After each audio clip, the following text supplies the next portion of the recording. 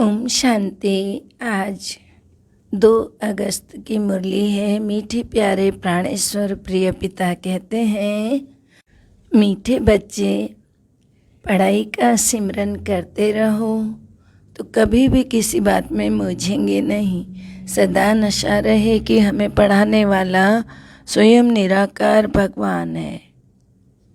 प्रश्न है, इन ज्ञान रत्नों का अविनाशी नशा किन बच्चों को रह सकता है? उत्तर है, जो गरीब बच्चे हैं। गरीब बच्चे ही बाप द्वारा पद्मा पद्मपति बनते हैं, वह माला में पिरो सकते हैं। साहूकारों को तो अपने विनाशी धन का ही नशा रहता है।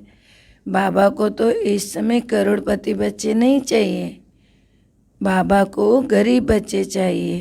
तो गरीबों की पाई पाई से ही स्वर्ग की स्थापना होती है, क्योंकि गरीबों को ही साहूकार बनना है। गीत है, इस पाप की दुनिया से ले चल कहीं और। ओम शांति, ओम शांति।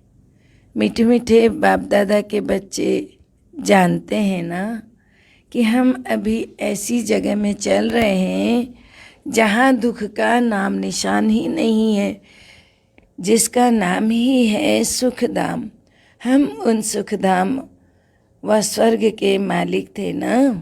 तो सुखधाम में तो सतयुग ही था, देवी देवताओं का ही तो राज्य था ना।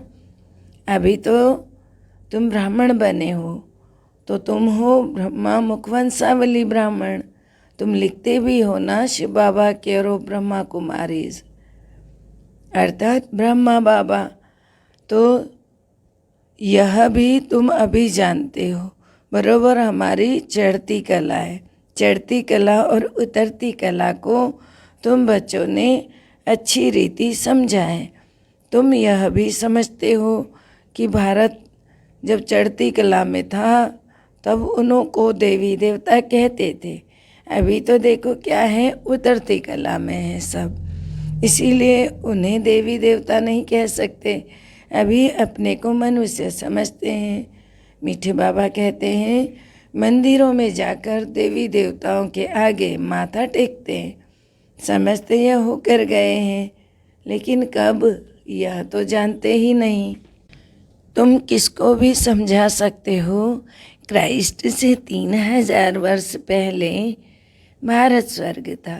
तुम बच्चे समझ गए हो कि चक्र को अब फिरना ही है, पति दुनिया को पावन दुनिया बनना ही है। अभी तो तुम बच्चों की बुद्धि में है कि हम बाप के द्वारा मनुष्य से देवता बन रहे हैं, और बाप पढ़ाते हैं यह नशा चढ़ना चाहिए। यहाँ कोई मनुष्य नहीं पढ़ाता है, शिव बाबा ही पढ़ाते हैं, इसलिए नशा होना चाहिए। गाया भी हुआ है ना भगवान आज, तो मैं तुमको राजयोग सिखलाता हूँ। तो सिर्फ यह भूल कर दी है कि जो बाप के बदले बच्चे का नाम अर्थात कृष्ण का नाम डाल दिया। तो राजयोग सिखलाने वाला कोई बच्चा नहीं था, और बच्चे को बाबा नहीं कहा जाता है। इसलिए सब समझें कि यह बात बाबा ही कह रहे हैं और कोई कह ही नहीं सकता है। इस भूल को भी तुम बच्चे ही समझते हो और कोई समझता ही नहीं है। अभी तुम बच्चों की बुद्धि में आया है कि हम फिर से अपने शांति धाम सुख धाम में जाने के लिए पावन बन रहे हैं। गाते भी हैं ना, पतित पावन आओ। तो पतित पावन तो देखो गॉड फादर ही ठहरा, कृष्ण को तो नहीं कह सकते हैं। यह बुद्धि में सिमरन करते रहना चाहिए। स्कूल में बच्चों की बुद्धि में भी पढ़ाई का ही सिमरन चलता है ना। तो तुम भी अगर यह सिमरन करते रहेंगे तो कभी मूझेंगे नहीं। जानते हो अब हमारी चढ़ती कला है, सेकंड में जीवन मुक्ति भी गाई हुई है। बच्चा पैदा हुआ और वर्षे का हकदार बना, परंतु वह कोई जीवन मुक्ति का वर्षा नहीं है। यहाँ तुमको जीवन मुक्ति का राज्य भाग्य है। बाप से मिलना भी जरूर है, यह भी जानते हो। बेहद के बाप से भारत को बेहद का वर्षा मिलता था।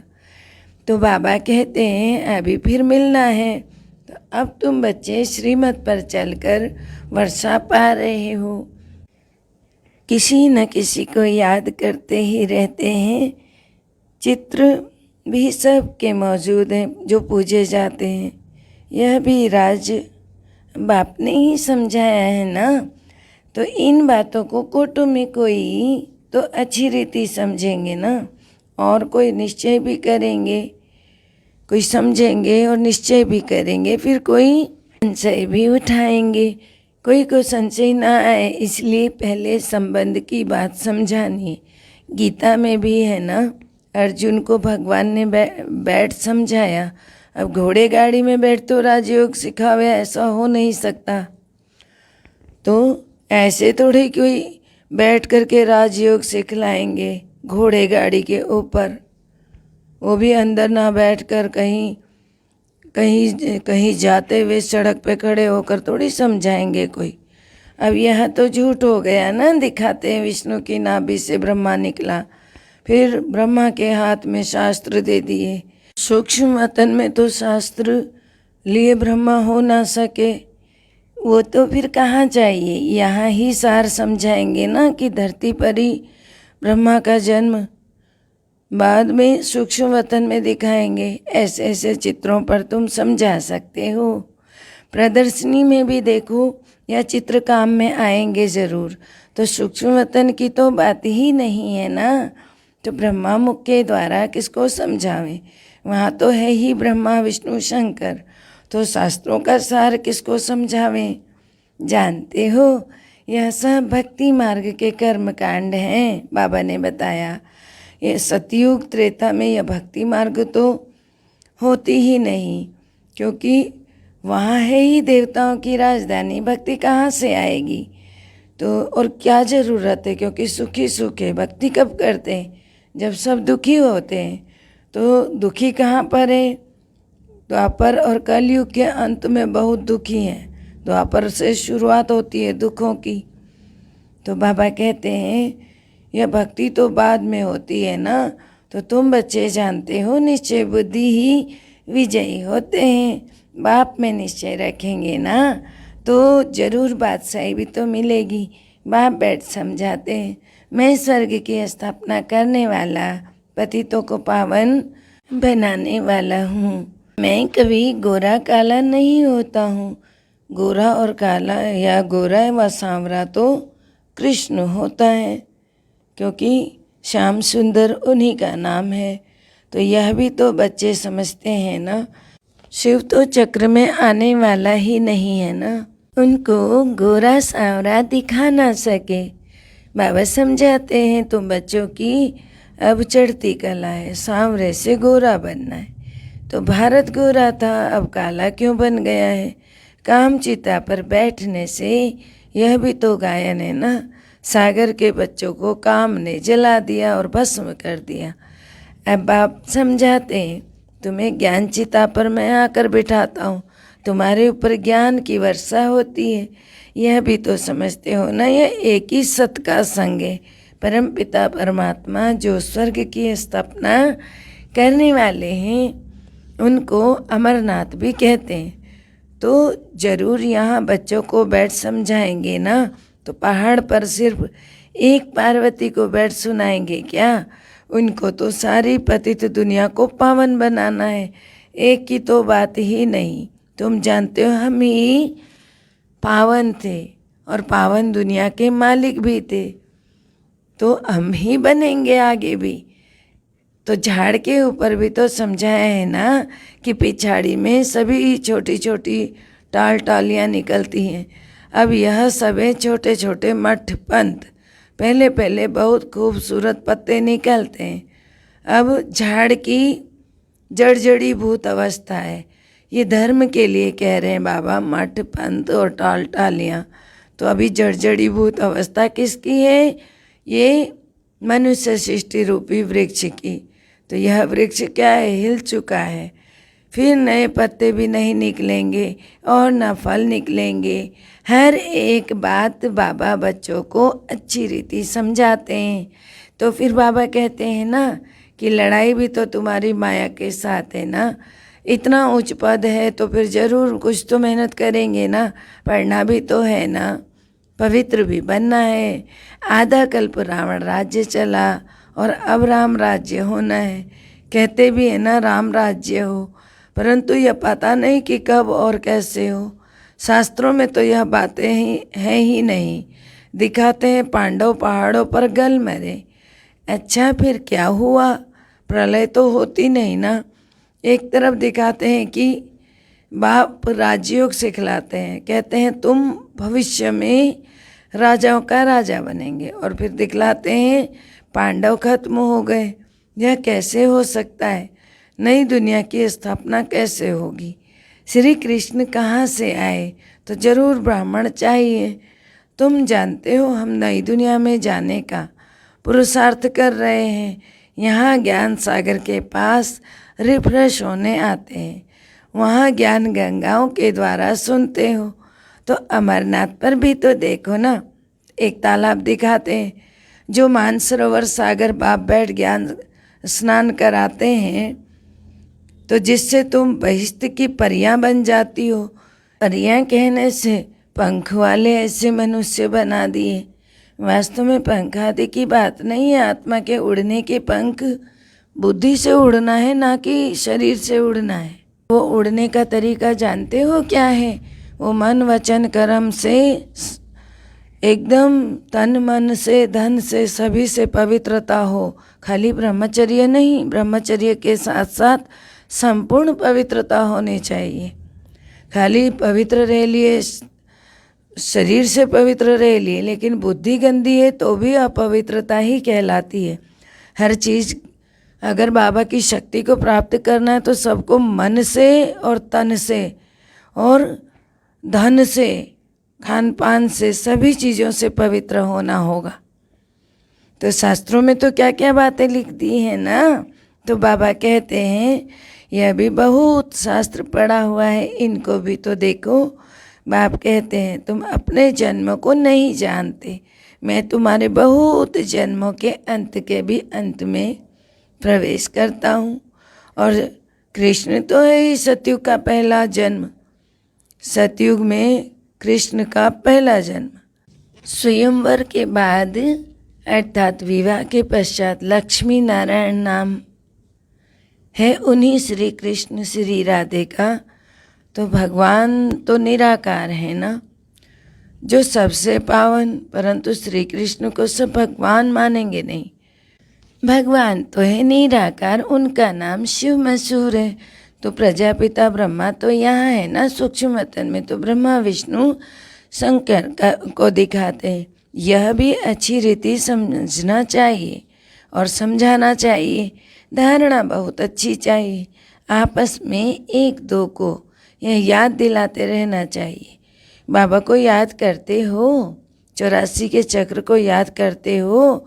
अब घर जाते हैं, यह पुरानी दुनिया, पुराना वस्त्र सब त्याग करना है। अभी हम नई दुनिया के लिए तैयार हो रहे हैं। पुरानी दुनिया का नशा नहीं रहता, यह है अविनाशी ज्ञान रत्नों का नशा। तो वह नशा टूटना मुश्किल होता है, तो गरीबों को नशा टूट जाता है। बाप कहते हैं मैं गरीब निवाज हूँ, आते भी तो गरीब है ना यहाँ पर। तो आजकल तो देखो करोड़पति को ही पैसे वाला कहा जाता है, तो लखपति को पैसे वाला नहीं कहेंगे, करोड़पति को पैसे वाला कह सकते हैं। यह तो अच्छा उठा नहीं सकेंगे। तो बाप कहते हैं हमको करोड़ अरब तो चाहिए ही नहीं, क्या करेंगे? हमको तो गरीबों के पैसे से स्वराज्य की स्थापना करनी है ना। तो ये पक्का व्यापारी भी तो है ना। हम ऐसे थोड़े फालतू लेंगे जो फिर देना पड़े। तुम्हारा मट्टा सट्टा है, इसलिए भोलानाथ कहा जाता है। गरीब से गरीब की ही माला पिरोए जाते हैं, वही गरीब माला में पिरोए जाएंगे। तो सारा मदार पुरुषार्थ पर है, इसमें पैसे की बात नहीं है। पढ़ाई की बात में गरीब अच्छा ध्यान देंगे। तो बाबा कहते हैं आगे, पढ़ाई तो देखो एक ही है, गरीब अच्छा पढ़ेंगे क्योंकि साहूकारों को तो पैसे का नशा रहता है। तुम बच्चे जानते हो हम स्वर्ग के मालिक थे, अब क्या बन गए, कंगाल बन गए। तो अब बाप आया है, 84 का चक्र तो जरूर लगना है, तो पुनर्जन्म भी सिद्ध करेंगे। तुम सिक्की लदे बच्चे 84 के चक्र में आते हो, यह भी तो तुम जानते हो, और कोई को तो पता ही नहीं है इस बात का। तुम जानते हो चक्र पूरा होता है, अब घर वापस जाना है, पढ़ाई को दोहराना है, चित्र रखा होगा तो देख करके चक्र याद आएगा। गीत भी कोई कोई बहुत अच्छे हैं, सुनने से नशा चढ़ता है। तुम अब शिव बाबा के बने हो ना, तो वर्षा तुमको किससे लेना है, शिव बाबा से लेना है। अब निराकार से मिल रहा है वर्षा में, साकार के द्वारा, ब्रह्मा के द्वारा।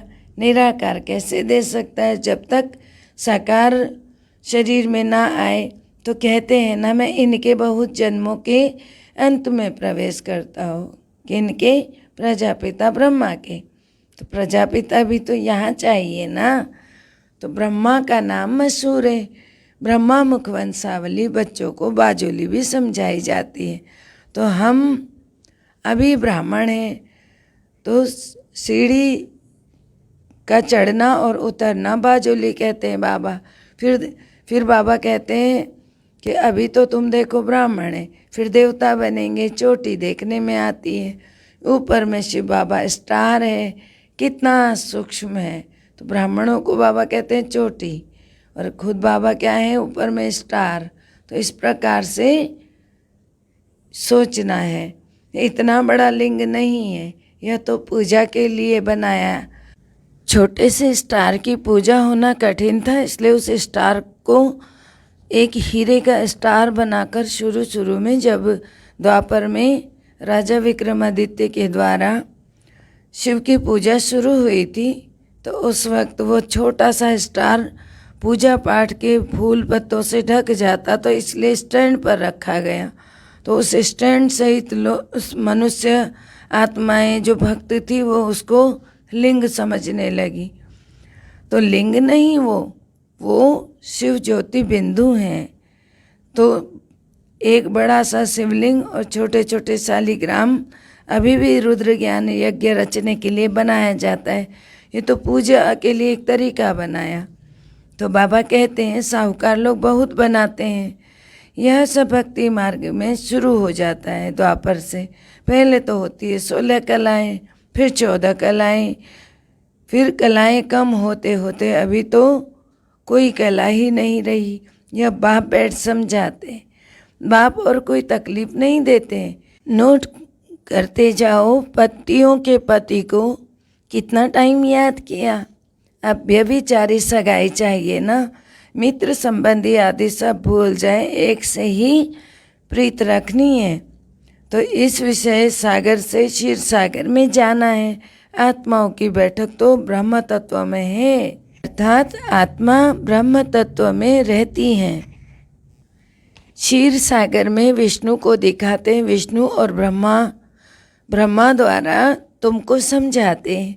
फिर तुम विष्णुपुरी क्षीर सागर में चले जाते हो ना। अभी तो बाबा कहते हैं मामेकम याद करो, और कोई तकलीफ नहीं देते, सिर्फ कहते हैं आत्माएं मुझे याद करो। बाबा याद दिलाते हुए कहते हैं मीठे बच्चे, मैंने तुमको पाठ बजाने के लिए यहीं परम धाम से नीचे भेजा था ना। आत्मा बिल्कुल नंगी आई थी नीचे धरती पर। पहले पहले तुम देवता बन स्वर्ग में आए थे, फिर भगवान जब सबका बाप है तो सबको स्वर्ग में आना चाहिए ना। परंतु सब धर्म तो आ नहीं सकते, क्योंकि सब धर्म मेहनत ही नहीं करते। तो 84 जन्म देवताओं ने ही लिए, तो उन्हों को ही आना है।